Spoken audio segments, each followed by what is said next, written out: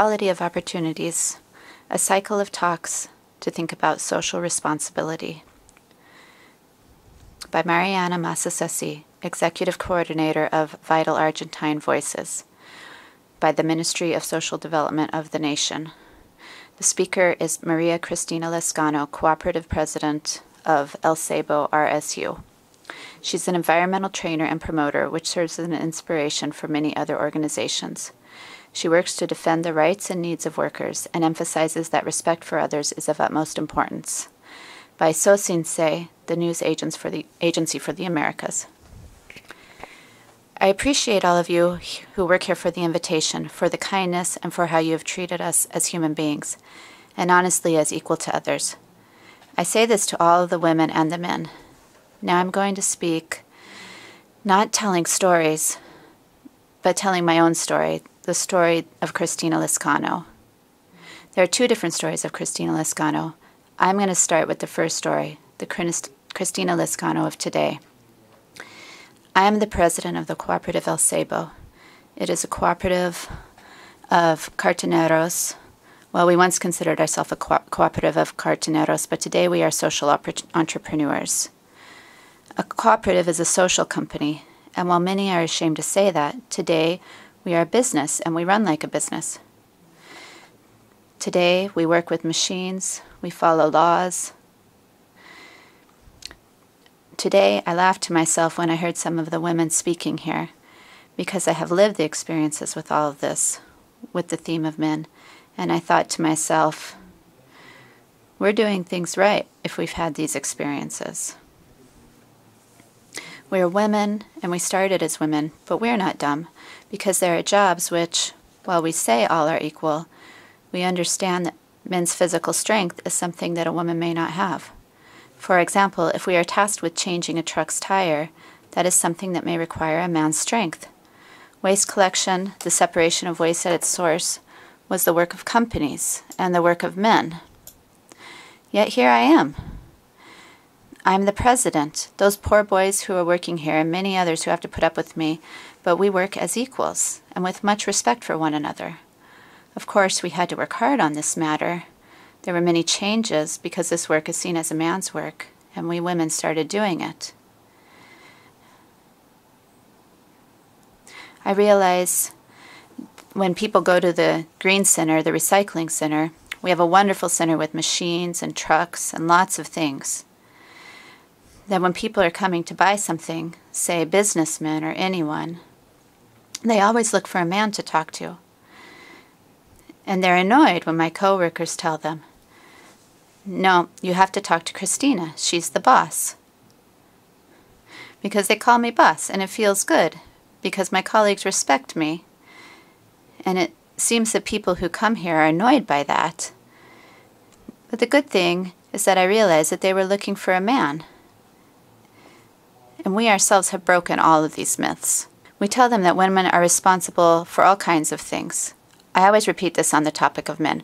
We do not say that women are equal to men because there are things a woman cannot do. We're not dumb. We know. Because I can come out and say, we're all equals. No, that's a lie. We cannot change a truck's tire. We're not interested in it. Today, we're talking about the topic of being a housewife. The majority of us, I, for example, am not a housewife. I don't know how to iron. I don't know how to do anything, and I don't want to. No. On Sundays, for example, my son asks me, are you going to make something to eat today? No, today's Sunday, I tell him. So look, everyone who comes to my house today has to do everything for themselves. Honestly, I do not feel like a housewife in spite of the fact that I experienced a lot of things that you'll hear about soon. The cooperative today is a social enterprise. My co-workers and I, at one time, we had nothing. Today we have public health care and social welfare systems. We have the regime for small taxpayers. We have the opportunity to come to these places that at times, this is the other part, we exclude ourselves from. And my coworkers and I, for example, go to these meetings with the city government where we have to deal with complicated issues, and I take them to these meetings because they have to learn that we didn't always have this opportunity. And listen, it's because we marginalize ourselves. That sometimes happens, that we marginalize ourselves. We in the recycling center, we have men, women, we have kids that have been prisoners and drug addicts. Regarding the theme of gender, we have male and female coworkers.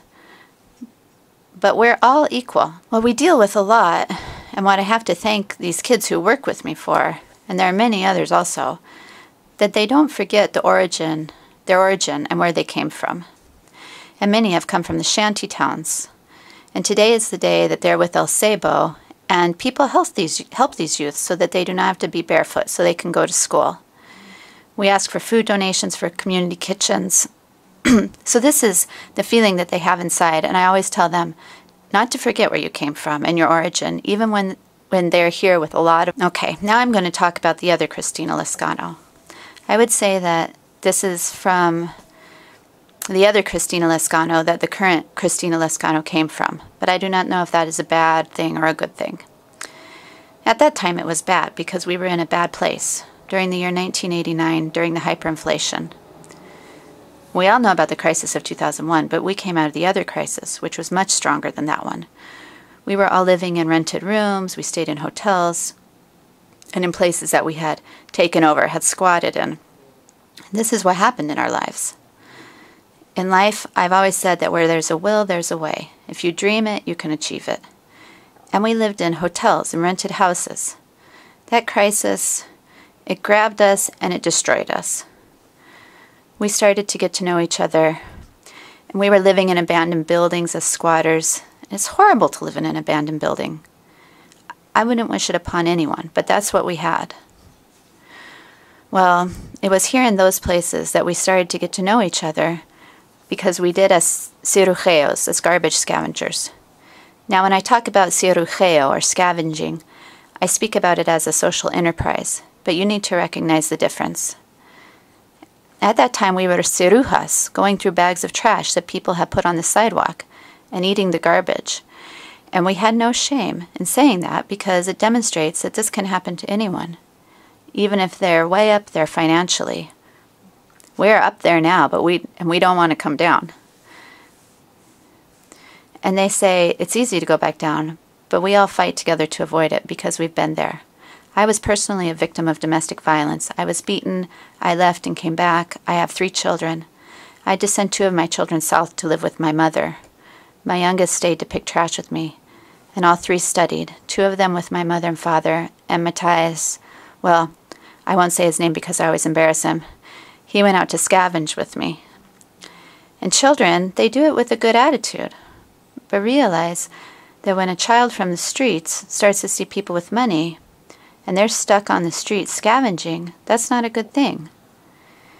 Because doing that, having to pick garbage, is not a nice thing to do. Money. So anyhow, I've been all over the world, just as you see right now. I've been invited to go all around the world because no one can believe that we went from going through garbage bags, from living on the streets, to have what we have today. What we want to tell everyone is that if you can dream it, you can achieve it. We shouldn't see ourselves as victims and think, oh, poor thing. No, we don't want. Our neighbors in Palermo discriminated against us until we realized that we were also discriminating against ourselves. So what do? We put on the uniform of El Ceibo and we started going out into the streets, and now we work in Puerto Madero and in really nice places, and people treat us like people, like human beings, and they don't discriminate against us.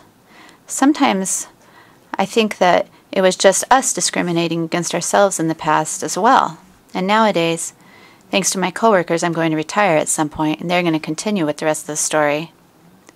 And I always tell them that they have to go further, and we don't have to feel ashamed of ourselves because we came together at one point in time to generate resources. And what are those resources?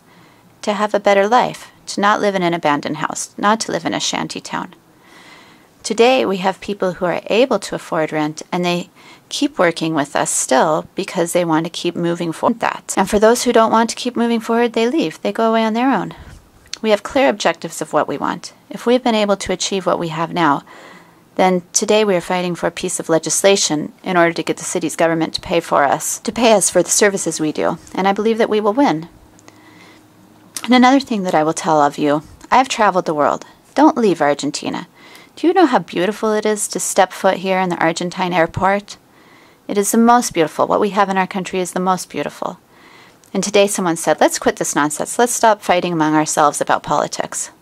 Let's fight for our country, just like we have been fighting for it.